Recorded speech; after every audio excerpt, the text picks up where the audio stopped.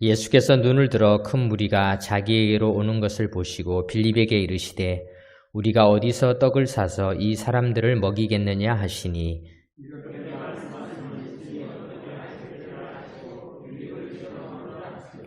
빌립이 대답하되 각 사람으로 조금씩 받게 할지라도 200데나리온의 떡이 부족하리이다.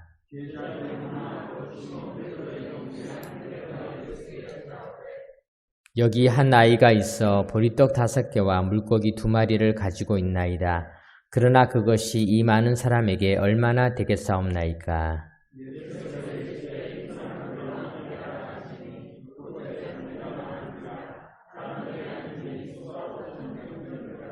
예수께서 떡을 가져 축사하신 후에 앉아있는 자들에게 나눠 주시고 물고기도 그렇게 그들의 원대로 주시니라.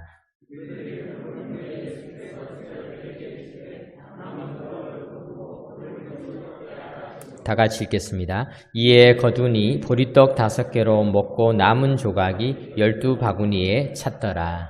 아멘. 이 시간 우리 동문교회 찬양대 하나님께 찬양드리겠습니다.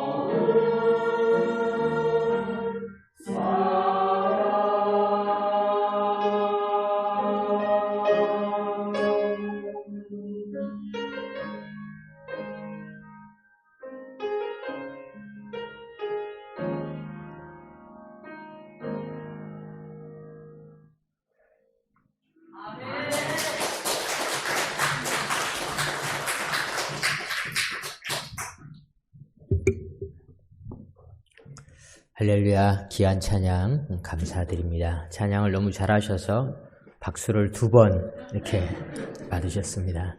하나님께서도 기뻐 받으신 줄 믿습니다. 오늘 우리가 야외 예배를 가기 위해서 복장을 편안하게 이렇게 하고 왔는데요. 우리 예수님도 야외 예배를 하셨을까요? 많이 하셨겠죠. 우리 오늘 본문도 예수님께서 야외 예배를 드리는 그런 장면이라고 할 수가 있습니다. 이곳에서 또 나가서 낮에는 좀 날씨가 따뜻해진다고 하니까 지금은 좀 쌀쌀하지만은 이제 이후에 또 우리가 좋은 그런 여정을 가졌으면 좋겠습니다. 오늘 우리 옆에 계신 분들 또 앞뒤에 앉으신 분들 이렇게 오늘같이 좀 쌀쌀한 날에는 내 옆에서 36.5도의 난로가 되어주시는 것 큰 은혜가 됩니다. 감사합니다. 우리 한번 옆에 있는 분에게 인사 하나 주세요. 감사합니다. 감사합니다. 감사합니다. 네. 예수님께서 제자들과 또 많은 무리들이 있는 곳에서 기적을 행하셨던 오늘 이 오병이어라고 불리는 기적, 이 기적이 너무나 유명하기 때문에 이름이 있습니다. 오병이어. 성경에는 오병이어라고 나와 있지 않지만은 한자, 사자, 4글자로 기록되어져 있는 5오, 떡병, 둘이, 그리고 물고기어, 즉 떡 5개와 물고기 2마리로 5,000명이 넘는 사람을 먹이신 이 기적은 너무 유명해서 오병이어의 기적이라고 불려지는 이름을 가지고 있습니다. 뿐만 아니라 오병이어 식당도 있고요. 오병이어 교회도 있고 오병이어라는 이름을 이렇게 많이 사용하고 있습니다. 그리고 또 이 기적은 마태복음, 마가복음, 누가복음, 요한복음 4개의 복음서에 모두 다 기록되어져 있는 아주 중요한 말씀이라고 할 큰 무리가 자기에게로 오는 것을 보시고 빌립에게 이르시되 우리가 어디서 떡을 사서 이 사람들을 먹이겠느냐 하시니 예수님께서 빌립에게 물어보셨습니다. 그런데 6절에 보니까 이렇게 말씀하시면 친히 어떻게 하실지를 아시고 빌립을 시험하고자 하심이라. 예수님의 질문은 예수님께서 몰라서 하시는 질문이 아닙니다. 예수님의 질문은 우리가 알도록 하기 위한 질문이시죠.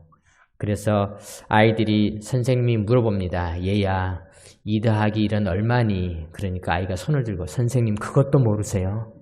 그것도 모르고 선생님을 하십니까? 이렇게 이야기하면 안 되죠. 선생님이 질문하는 이유는 아이들에게 이 문제를 풀 수 있도록 지혜를 가지도록 호기심을 가지도록 흥미를 가지도록 하는 것이 질문인 것이죠. 예수님의 질문도 마찬가지입니다.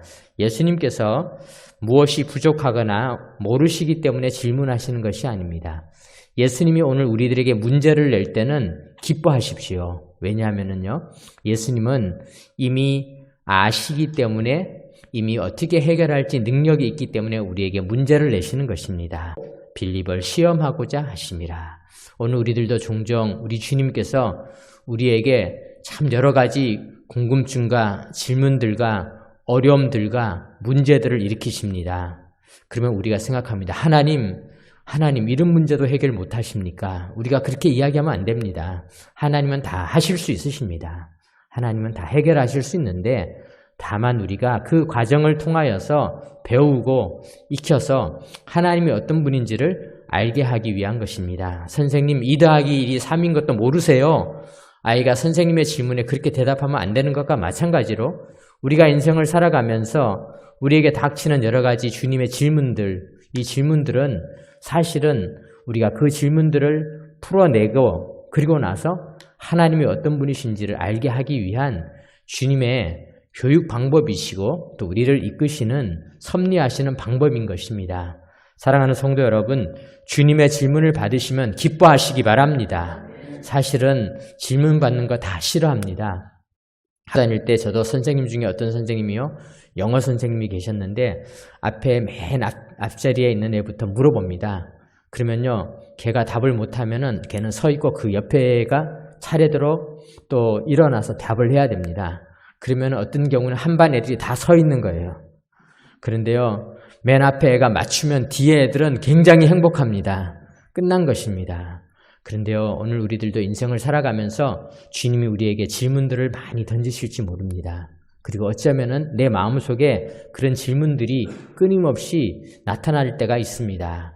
우리가 질문이 있을 때 기뻐하시기 바랍니다. 오늘 기록하고 있지 않습니까? 이렇게 말씀하시면 친히 어떻게 하실지를 아시고 빌립을 시험하고자 하심이라 기록되어져 있는 것입니다. 빌립이 대답했습니다. 7절 보겠습니다. 빌립이 대답하되 각 사람으로 조금씩 받게 할지라도 200데나리온의 떡이 부족하리이다. 데나리온은 이스라엘의 화폐 단위입니다. 미국 사람, 일본은 엔을 사용하고 있습니다. 이스라엘은 데나리온인데 이 데나리온이라고 하는 이 돈의 단위는 어떤 것이냐면은 한 사람이 하루 동안 일한 품삯에 해당됩니다. 그러면은 하루 일하면은 1데나리온을 받게 되는 것입니다. 일주일 동안 안식일을 제외하고 6일간 일을 하게 되면은 6데나리온을 받게 되는 것입니다. 그리고 그 사람이 한 달 내내 안식일을 제외하고 일을 하게 되면은 26데나리온을 받게 되는 것입니다. 그렇다면은 200데나리온은 어느 정도 가치가 있는 것일까? 우리가 뭐 직접적으로 그 가치가 자꾸 달라지니까 얼마다 이렇게 이야기하기가 쉽지는 않지만은 대략 우리가 생각해 볼 수 있지 않습니까? 200일 동안 일하는 정도의 가치이다.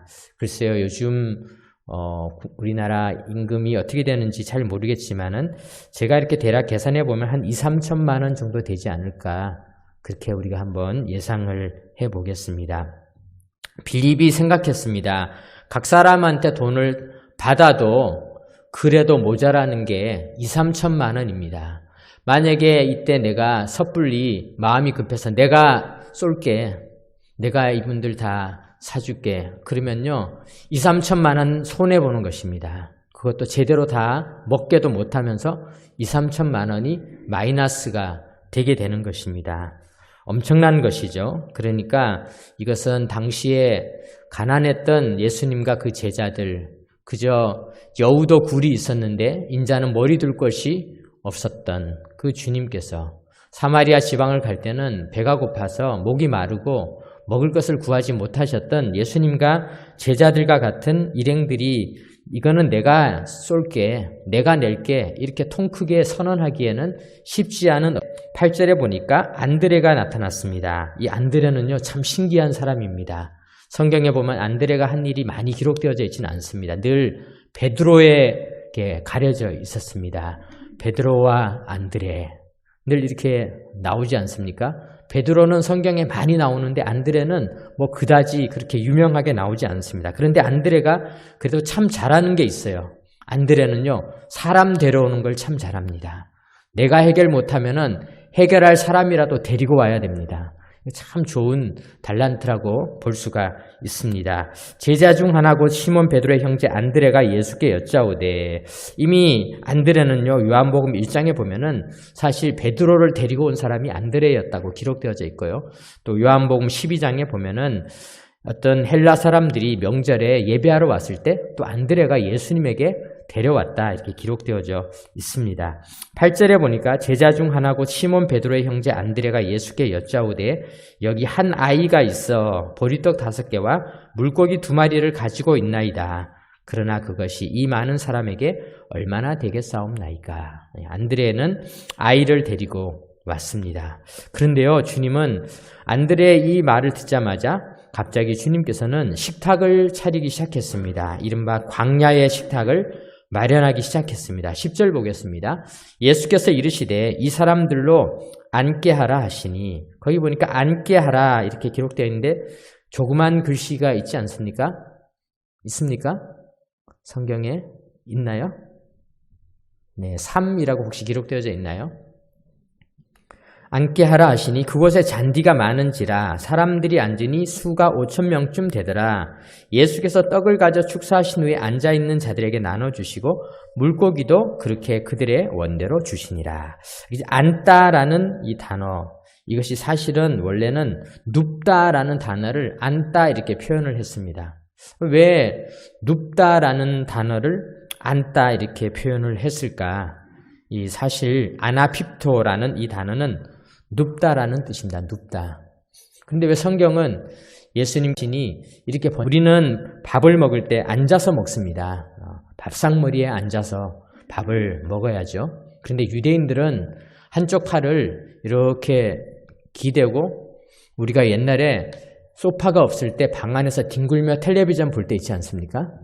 그때 그 자세 이렇게 하고는, 그리고는 밥을 먹었습니다. 그래서 유대인들이 이 독특하게 밥을 먹는 방식 때문에 예수님께서 식사하실 때 한 여인이 예수님의 발에 향유를 부었지 않습니까? 그게 가능한 이유가 바로 그것입니다. 왜냐하면 예수님께서 이렇게 식탁에 앉아서 밥을 먹는다면 어떻게 예수님 발에다가 향유를 부으려면 상 밑으로 기어 들어가가지고 이렇게 붓고 머리를 이렇게 해야 되는데 그게 자세가 나오지가 않습니다. 근데 유대인들은 이렇게 기대서 밥을 먹기 때문에 향유를 부은 여인이 식사 때 향유를 부을 수가 있었던 것입니다. 유대인들은 기대어 누워서, 비스듬히 누워서 밥을 먹었습니다. 이게 이제 유대인들의 식사 방식이라고 할 수가 있습니다. 그래서 이 오해가 없도록 성경을 읽는 사람들이 예수님께서 눕게 하심에 이렇게 번역을 해놓으면요, 갑자기 이게 무슨 일인가, 예수님께서 다 잔디밭에 들어누우라고 명령을 내리신다, 그런 뜻이 아니라 유대인들은 그런 자세로 밥을 먹었는데 문화적으로 우리가 오해 앉게 하시네 이렇게 번역을 해야 훨씬 더 이해를 할 수 있다. 그래서 성경에는 눕게라고 되어져 있지만은 앉게로 번역을 한 것이다. 그것을 각주에 달아놓은 것입니다. 어쨌거나 5,000명이나 되는 사람들이 다 여유롭게 밥을 먹을 수 있는 자세를 잡았다. 우리가 이렇게 생각을 하면 되겠습니다. 왜냐하면은요, 밥을 먹는 방법도 허겁지겁 먹을 때가 있습니다. 뭐 요즘에는 또 출근할 때 바쁘니까 샌드위치를 한 손에 들고 한 손에는 또 뭐 커피를 또 이렇게 들고 또 새끼손가락에는 열쇠를 끼우고 핸드폰을 여기다가 또 이렇게 끼우고 이러고 다니는 경우들도 있지 않습니까? 그렇게 밥을 먹으면은 우리의 위가 견뎌내기가 어렵습니다. 한두 번은 괜찮지만 항상 그렇게 먹으면 힘든 것이죠. 그래서 예수님께서는 밥을 먹을 때 우리가 편안하게 먹도록 하시는 분이십니다. 왜냐하면요, 우리를 쉴만한 물가 푸른 초장으로 인도하시는 분 아니시겠습니까?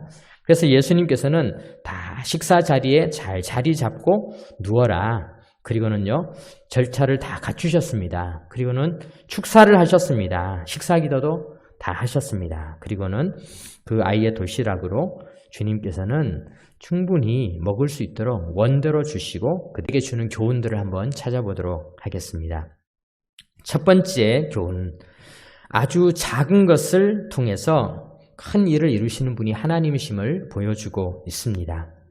한 알의 밀을 통하여서 큰 역사를 이루십니다. 겨자씨 하나를 가지고 모든 새들이 깃들이도록 만드시는 분이 하나님이십니다. 오늘 주님도 작은 아이가 가지고 온 도시락, 아이의 도시락이 과연 뭐 얼마나 양이 많았겠습니까? 아이가 들고 올 수 있을 정도의 작은 도시락, 그저 빵 5개와 물고기 2마리, 그것을 가지고 주님은 역사하셨다는 것입니다. 이것이 우리 주님이 하시는 일이기 때문에 성경에 기록되어져 있습니다. 미국의 어느 주일학교 예배 시간에 있었던 일입니다. 헌금 시간이 되었습니다. 미국은, 우리나라는 헌금 옛날에 보면 이렇게 헌금 봉투 이렇게 큰 바구니를 썼고요. 또 더 옛날에는 저는 못 봤는데요. 매미채 같이 이렇게 해서 이렇게 했다고 합니다. 저는 매미채 시절은 또 아니었어요. 하여간 이렇게 매미채 같이 이렇게 헌금했는데요. 미국에 가보니까 헌금 접시를 사용합니다. 참 투명한 사회인 것 같아요. 접시를 이렇게 하니까 헌금을 하는지 안 하는지가 어떻게 보면 보이는 그런 제도인 것 같은데요. 그런데 아이가 헌금 시간이 되었는데 다른 아이들은 헌금을 잘 하는데 이 아이는 헌금 시간에 눈을 감고 앉아 있는 것입니다. 그래서 선생님이 아이에게 이제 교육을 하기 위해서 하나님께 나오는데 헌금을 해야 되지 않겠냐, 이 교육을 하기 위해서 우선 아이의 사정을 물어보았습니다. 그랬더니 아이가 얼마나 멋있는 말을 하냐면은, 저는 사실 가난해서 헌금할 돈이 없습니다. 그래서 그 시간에 맞추어서 헌금 시간에 제가 눈을 감고 접시가 빨리 지나가도록 피하고 있는 게 아니라 기도하는 것입니다. 그래 무슨 기도를 하고 있니? 그가 말했습니다. 하나님 아버지, 저는 헌금은 드릴 수 없지만은 내 몸과 내 일생을 바치고 싶습니다. 그렇게 기도를 했다는 것입니다. 선생님이 그 이야기를 듣고 너무 감동받으셨어요. 참 대견하구나. 그래서 선생님께서 아이에게 돈을 줬습니다. 이 돈을 잔돈으로 바꾸어 가지고 다른 아이들이 헌금할 때 너도 매주 헌금을 해라. 그 아이가 그래서 그 다음부터는 헌금 접시가 올 때마다 헌금을 매주 이렇게 하게 되었습니다. 그런데요, 얼마쯤 하다가 어느 날 보니까 또 아이가 헌금을 안 하고 또 똑같이 기도를 하고 있는 것입니다. 선생님이 아이를 불렀습니다. 또 물어보았습니다. 얘야, 내가 너에게 헌금할 돈을 주었는데 왜 헌금을 하지 않니? 그랬더니 아이가 말했습니다. 선생님, 제가 선생님이 헌금할 돈을 주셔서 매주 헌금을 했습니다. 그런데 헌금을 하고 있는 집에 가서 일주일 동안 남은 돈을 보니까 자꾸 뭔가가 사 먹고 싶고 내가 사고 싶은 것이 자꾸 생겼습니다. 그래서는 이래서는 안 되겠다고 생각해서 몇 주 전에 몽땅 다 드렸습니다. 몽땅 다 드리고 다시 기도하는 게 내가 시험에 들지 않는 방법이다. 그래서 몽땅 다 드리고 기도를 하고 있는 것입니다. 그 이야기에 선생님이 또다시 감동을 받았습니다. 아주 작은 아이의 기도였죠. 그런데요, 그 아이가 언더우드 선교사님이십니다. 그 아이의 기도가 이루어져서 오늘날 우리나라의 연세대학교와 또 경신학교와 또 우리나라의 역사가 이렇게 이루어졌던 언더우드의 일화라고 합니다. 사랑하는 성도 여러분, 작은 것을 드리는 것입니다. 우리 주님은 작은 것을 받으십니다. 우리가 생각해 볼 수 있습니다. 이 아이의 어머니 참 대단하지 않습니까? 보통 어머니들은 아이가 어디 간다고 하면은 뭐 먹니 거기 가서, 누가 오늘 생일잔치에 간다 그러면 누가 오늘 사는지를 항상 생각합니다. 그리고는 아이에게 도시락을 싸줘야 될지 아니면 거기서 먹게 해야 될지 어머니들은 그래도 본능적으로 알고 있지 않습니까? 그런데요, 이곳에 왔던 많은 사람들이 아무도 도시락을 싸오지 않는데 어머니는 아이에게 도시락을 싸줬습니다.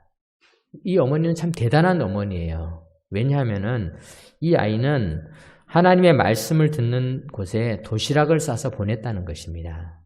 오늘날 사람들은 아이가 교회 갈 때 도시락 싸주지 않고 학원 갈 때 간식 사 먹으라고 돈은 주지만은, 얘야, 교회 가서 하나님 말씀 많이 들으면 배가 고프니까 끝나고 친구들이랑 명륜 진사갈비 가서 먹도록 돈을 가져가라. 이렇게 하시는 부모님들이 사실은 참 찾기 어렵습니다. 그런데 오히려 친구들이랑 어디 간다 그러면, 얘야, 친구들이랑 가면은 돈을 내야 되니까 이거 가지고 가서 문간의 식당이나 명륜 진사갈비 가야 되니까 이걸 가지고 가라. 이렇게 해서 돈을 주지 않습니까? 그런데 이 어머니는 어떻게 보면은 이 아이가 하나님의 말씀을 배우는 데 투자를 한 것입니다. 이 아이의 인생에 중요한 것이 무엇이냐? 하나님의 말씀을 듣는 것이다. 그래서 도시락을 싸준 것입니다. 교회 갈 때 도시락을 싸준 것이죠. 학교 갈 때는 못 싸주더라도 교회 갈 때 싸주는 것. 오늘은 그게 아니죠. 교회 갈 때는 안 싸주더라도 학교 갈 때는 싸주는 것. 물론 요즘은 급식이 나오지만은 굳이 비유를 하자면은 이 어머니는 아이가 말씀을 배우는 것이 얼마나 중요한가라는 것을 가르쳐주고 있는 것입니다. 그리고요, 이 아이가 도시락을 가지고 왔다는 것은 더 대단한 것입니다. 어른들이 배가 고팠습니다. 당시에. 애는 배가 더 고팠을 것입니다. 그런데 그 도시락을 자기만 먹지 않고 이 도시락이 양이 5개의 떡과 물고기 2마리는 아이가 먹기에는 조금 많은 양입니다. 이것은 뭐냐면은 먹고 남은 것은 남겨와라 이게 아니라 같이 먹어라 라는 그런 뜻으로 싸준 것이죠. 그리고 이 도시락을 아이가 내가 배가 고플 때 나만 배고픈 것이 생각하는 것이 아니라 예수님도 배가 고프실 것이다 생각을 하고 안드레를 통해서 도시락을 가지고 온 것이 아니겠습니까? 저는 이 아이의 부모님이 보면은요, 당시에 수많은 사람들이 하지 않았던 방식이죠. 이 세상에 많은 사람들이 하고 있는 교육이 아니라 정말로 시대를 거슬러가는 교육, 시대를 역류하는 꼭 필요한 교육을 한 어머님이 아닐까 우리가 이렇게 짐작해 볼 수 있습니다. 이 아이의 작은 헌신, 또 어머니의 모두가 다 하지 않지만은 그러나 이 시대를 거슬러 갈 정도의 교육, 이것이 오늘날 필요하지 않겠습니까? 오늘날 대한민국의 교회 학교들이 많이 약해지고 있습니다. 이 약한 곳에 바로 이런 일이 필요하지 않을까 생각해 봅니다. 사랑하는 성도 여러분, 하나님은 이런 작은 시대를 거슬러가는 작은 헌신을 크게 사용하시는 분이십니다. 이것은 크지 않지만은, 작은 도시락 크지 않지만은 하나님이 사용하시는 줄 믿습니다. 저는 우리 교회가 이런 작은 헌신, 작은 도시락과 같은 교회가 되기를 바랍니다. 오늘 본문에서 우리가 또 생각해 볼 수 있는 것은요, 하나님께서는요 다 주셨다는 것입니다. 이 하나님의 식탁, 광야의 식탁은 공평한 식탁이었습니다. 5,000명의 남자를 비롯한 모든 사람들을 다 앉게 하셨습니다. 주님께서는 양을 딱 보고는 야, 이거는 다 먹기는 힘드니까 일단 12제자 중에 핵심 제자들만 모여라. 안드레, 베드로, 너희만 우선 앉아서 먹어라. 이렇게 하지 않으시고 다 주셨다는 것입니다. 다 먹이셨다. 우리 주님은 다 주시는 분이십니다. 주님은요, 이럴 때, 야, 그래, 좀 모자라니까 나를 팔아먹을 가룟 유다 너는 좀 빠져 있어라. 그렇게 하지 않으셨습니다. 주님은 다 주셨다는 것입니다. 금방 배반할 제자들, 도망갈 제자들, 또 이 음식을 먹었던 자들이 나중에는 예수님과 바라바를 선택할 때 예수님을 선택하지 않고 바라바를 풀어달라고 외치는 군중들이었지만요, 주님은 다 먹이셨다는 것입니다. 우리 주님은 모두에게 다 주시는 분이십니다. 왜냐하면 우리 모두가 한 가족이 되기 때문입니다. 고린도전서 12장 13절에 보면은 우리가 유대인이나 헬라인이나 종이나 자유인이나 다 한 성령으로 세례를 받아 한 몸이 되었고 또 다 한 성령을 마시게 하셨느니라 말씀하고 있습니다.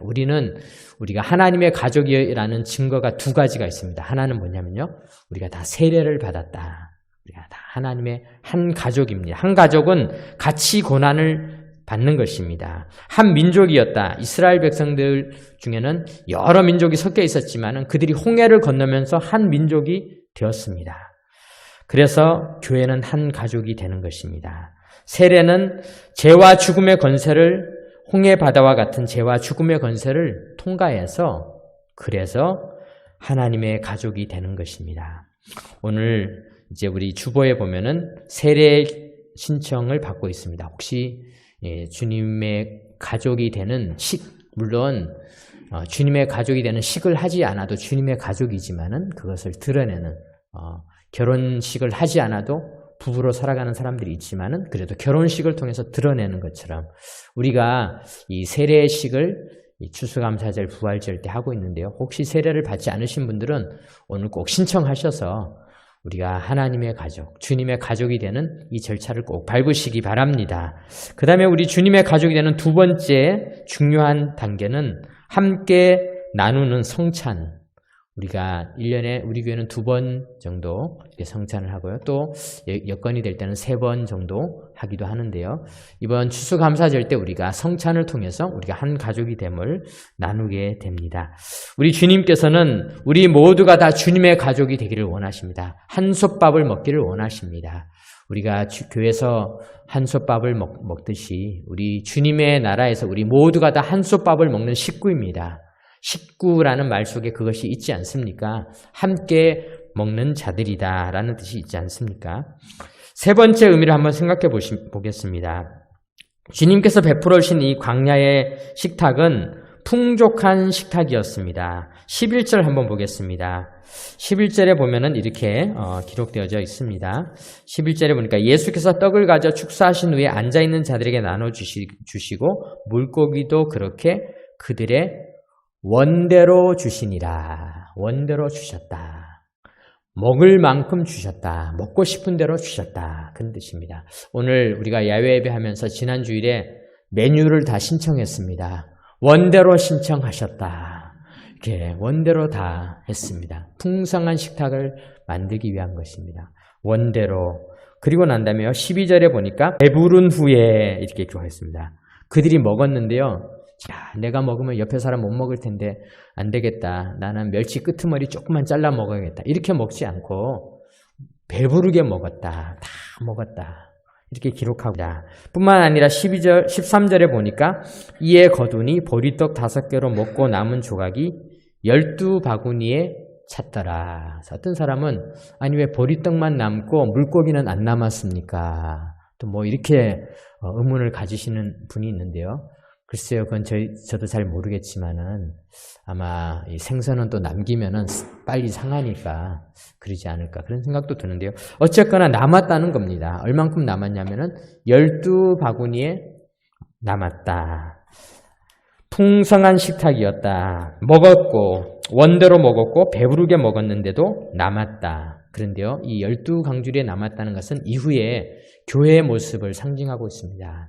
12지파 장차 이 땅에 많은 영혼들이 다 구원받고 하나님의 12강주리에 가득 채워지는 그 종말의 날을 상징한다. 또 신학자들은 보고 있습니다. 이제 우리 교훈의 제일 중요하면서도 본질적인 내용들을 다시 한번 생각해 보겠습니다. 그것은 오늘 질문의 처음으로 돌아가 봅시다. 주님께서 처음 하셨던 질문이 무엇인가? 오늘 질문, 빌립에게 했던 질문이 무엇이었습니까? 5절 보겠습니다. 예수께서 눈을 들어 큰 무리가 자기에게로 오는 것을 보시고 빌립에게 이르시되 우리가 어디서 떡을 사서 이 사람들을 먹이겠느냐 하시니 빌립이 대답하되 7절 각 사람으로 조금씩 받게 할지라도 200데나리온의 떡이 부족하리이다. 여러분 이 5절과 7절을 비교해 보면은 예수님의 질문에 빌립이 대답을 잘한 것입니까? 못한 것입니까? 5절에서 물어본 것이 무엇이었습니까? 예수님은 무엇을 물어봤냐면요. 어디서 떡을 사서 어디서 떡을 사냐 이렇게 물어봤습니다. 빌립은 근데 뭐라고 얘기했습니까? 가게는 상관없고 돈에 대해서 계산을 한 것이죠. 어디서 살 것이냐. 우리 주님의 질문은요. 이것입니다. 우리 주님께서 우리에게 물어보셨던 가장 핵심적인 것은 뭐냐면은 도대체 어디에서 살 것이냐. 어디에서. 그런데요. 주님은 이곳에서만 그렇게 질문하신 것이 아니라 요한복음 전체를 통해서 또 성경 전체를 통해서 또 오늘 우리들의 삶 전체를 통해서 주님이 물어보시는 것이 바로 이것입니다. 도대체 어디에서 이 놀라운 역사가 일어날 것이냐. 어디에서 일어날 것이냐. 예수님께서 첫 기적을 행하셨던 가나의 혼인잔치 기적 때도요.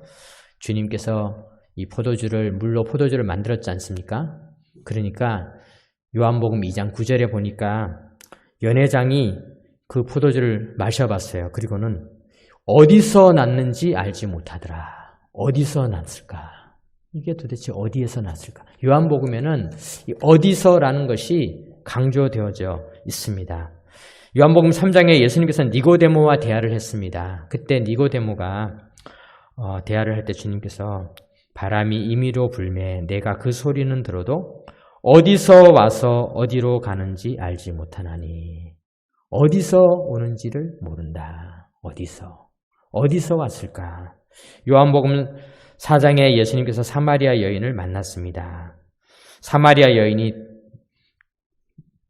물었습니다. 11절에 요한복음 4장 11절에 이렇게 물었습니다. 여자가 이르되 주여 물기를 그릇도 없고 이 우물은 깊은데 어디서 당신이 그 생수를 얻겠사옵나이까? 어디서 얻겠습니까? 예수님께서는요. 십자가에 달리시기 전에 본디오 빌라도에게 고난을 당했습니다. 요한복음 19장에 보면은 빌라도가 이르되 내게 말하지 아니하느냐 내가 너를 놓을 권한도 있고 십자가에 못 박을 권한도 있는 줄 알지 못하느냐. 예수께서 대답하시되 위에서 주지 아니하셨더라면 나를 해할 권한이 없었으리라. 주님이 십자가에 달리시기 전에 분명하게 답을 해주셨습니다. 어디에서 오는 것인가? 어디에서 왔겠습니까? 우리는 다 알고 있지 않습니까? 하나님에게서 오는 것입니다. 사랑하는 성도 여러분, 오늘 우리들은 이 문제를 주님께서 우리에게도 물어보고 계십니다. 우리는 어디서 오는 것을 가지고 먹고 살겠느냐? 사울과 다윗의 결정적인 차이가 그것이었죠. 사울은 내 힘과 내 권세가 백성들에게서 나온다라고 생각을 했습니다. 그렇지만 다윗의 고백은 달랐습니다. 역대상 29장 12절에 보면 여호와여 위대하심과 권능과 영광과 승리와 위엄이 다 주께 속하였사오니 천지에 있는 것이 다 주의 것이로소이다. 여호와여 주권도 주께 속하였사오니 주는 높으사 만물의 머리이심이니이다. 부와 귀가 주께로 말미암고 또 주는 만물의 주제가 되사 손에 권세와 능력이 있사오니 모든 사람을 크게 하심과 강하게 하심이 주의 손에 있나이다. 이것이 사울과 다윗의 차이입니다. 사랑하는 성도 여러분, 우리는 어디서 오는 것으로 살아가고 있습니까? 내 처지, 내 환경 이런 것들을 더 좋게 하기 위해서 더 개선된 삶, 더 편안한 삶, 이 어려움을 극복하는 힘을 어디에서 오는 것으로 해결하고 싶으신 겁니까? 어디에서 온 것입니까? 성경은 오늘 우리에게 말씀하고 있습니다. 부와 기가 주께로 말미암고 또 주는 만물의 주제가 되사 손에 권세와 능력이 있사오니 모든 사람을 크게 하심과 강하게 하심이 주의 손에 있나이다. 아멘. 이것이 우리의 고백이 되시기를 주님의 이름으로 축원합니다. 아멘. 기도드리겠습니다. 하나님 아버지 감사드립니다. 하나님에게서 있음을 우리가 다시 고백합니다. 하나님은 광야에서도 식탁을 차려주시는 분이십니다. 작은 아이의 도시락으로도 5,000명이 넘는 사람을 먹이실 수 있는 분이십니다. 아버지, 우리를 먹이시되 부족하게 먹이시는 것이 아니라 배부르게 원대로 먹이시는 분이신 줄 믿습니다. 우리 구주 예수 그리스도의 크신 은혜와 하나님 아버지의 놀라우신 사랑과 성령 하나님의 함께 하시고 지켜주시고 하늘 양식으로 충만히 배부르게 먹고 누리게 하여 주시는 역사가 오늘도 주님 앞에 예배드리고 하늘에서 내려주실 또 다른 은혜를 누릴 모든 하나님의 가족들의 걸음걸음 위에 이제로부터 영원토록 함께 하시옵기를 간절히 축원하옵나이다. 아멘.